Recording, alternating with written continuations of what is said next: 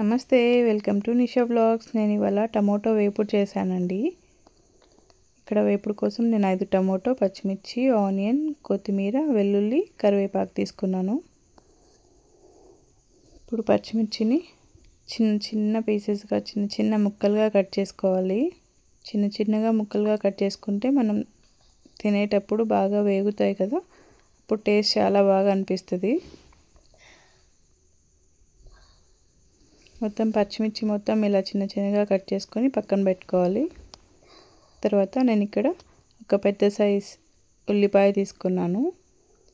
ముందు ఉంటుంది కదా, అది తీసేసి పక్కన పెట్టేసి ఉల్లిపాయను కూడా ఇలా చిన్న ముక్కలుగా కట్ చేసుకోవాలి.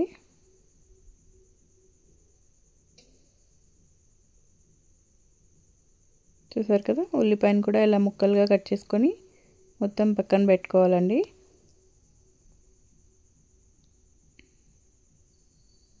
తర్వాత వెల్లుల్లి తీసుకున్నాను. వెల్లుల్లి కూడా చిన్నగానే కట్ చేస్తున్నాను, ఎందుకంటే వెల్లుల్లి బాగా బ్రౌన్ కలర్లోకి వచ్చి వేగిన తర్వాత తినేటప్పుడు మనం ముద్దుకి తగిలితే టేస్ట్ చాలా బాగా అనిపిస్తుంది కర్రీ.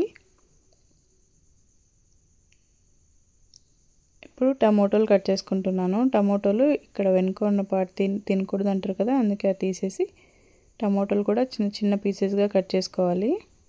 మొత్తం టమోటాస్ అన్నీ చిన్నగా కట్ చేసుకొని పక్కన పెట్టుకోవాలి. ఇది చాలా ఈజీ ప్రాసెస్ అండి, చాలా త్వరగా అయిపోతుంది.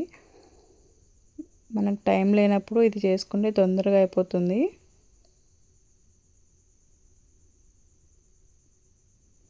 ఇప్పుడు కొత్తిమీర కూడా చిన్నగా కట్ చేసుకుంటున్నా.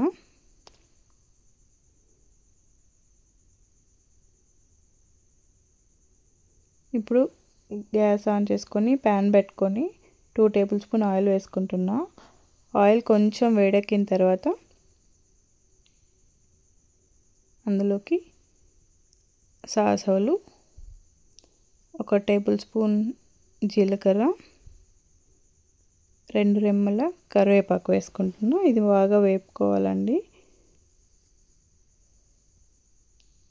ఇప్పుడు ముందుగా కట్ చేసి పెట్టుకున్న వెల్లుల్లి వేసుకుంటున్నా. అది కూడా బాగా వేపుకొని బ్రౌన్ కలర్లోకి వచ్చేదాకా వేపుకోవాలి. వెల్లుల్లి బ్రౌన్ కలర్లోకి వస్తే టేస్ట్ చాలా బాగుంటుంది తినేటప్పుడు.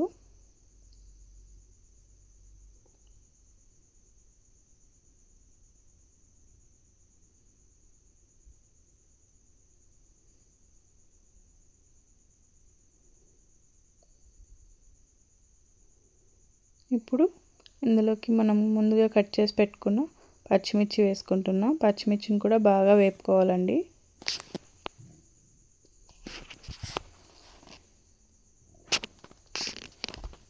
చూసారు కదా, పచ్చిమిర్చి ఇలా వేగిన తర్వాత ముందుగా కట్ చేసి పెట్టుకున్న ఆనియన్స్ వేసుకోవాలి. ఆనియన్స్ బాగా బ్రౌన్ కలర్లోకి వచ్చేదాకా వేపుకోవాలి.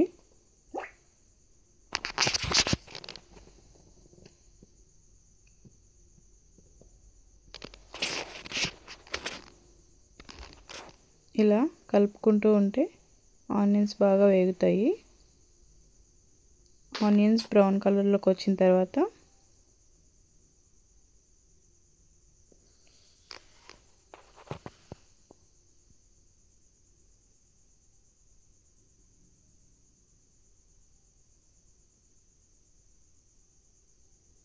మనం ముందుగా కట్ చేసి పెట్టుకున్న టమోటా ముక్కల్ని వేసుకోవాలి.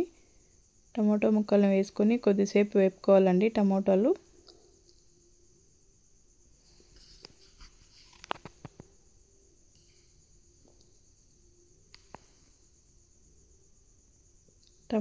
బాగా వేగాలి, లేకపోతే కర్రీ టేస్ట్ అనిపించదు. పచ్చిగా ఉంటాయి టమోటాలు బాగా వేగేదాకా వేపుకోవాలి.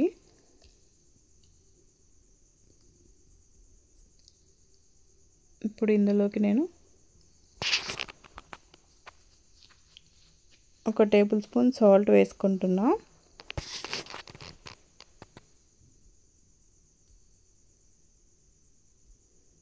ఒక చిన్న టీ స్పూన్ పసుపు. సాల్ట్ మీ టేస్ట్కి తగినట్టు వేసుకోండి.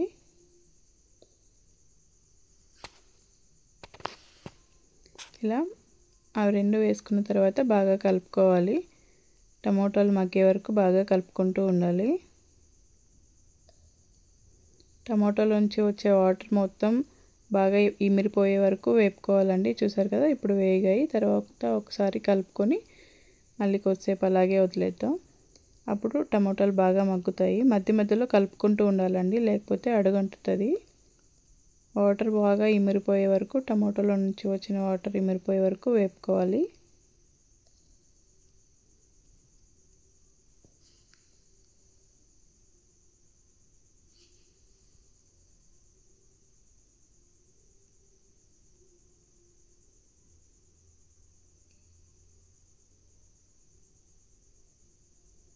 ఇప్పుడు ముందుగా మనం కట్ చేసి పెట్టుకున్నాం కదా కొత్తిమీర, అది కూడా వేసుకోవాలి. కొత్తిమీర వేసుకున్న తర్వాత ఒక 1 మినిట్ అలా బాగా కలుపుకుంటే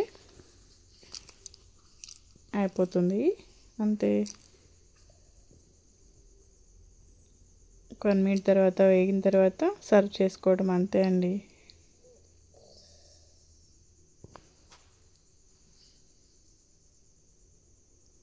చాలా బాగుంటుంది. రైస్లోకి, చపాతీలోకి, దోశలోకి కూడా చాలా బాగుంటుంది. చాలా ఈజీ ప్రాసెస్ అండి. నచ్చితే మీరు కూడా ట్రై చేయండి.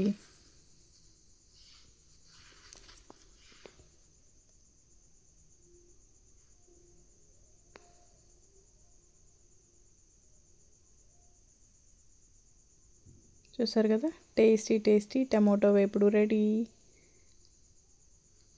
ఇంకా సర్వ్ చేసుకొని తినటమే. ప్లీజ్ లైక్ చేయండి, సబ్స్క్రైబ్ చేయండి. వీడియో నచ్చితే కామెంట్ చేయండి.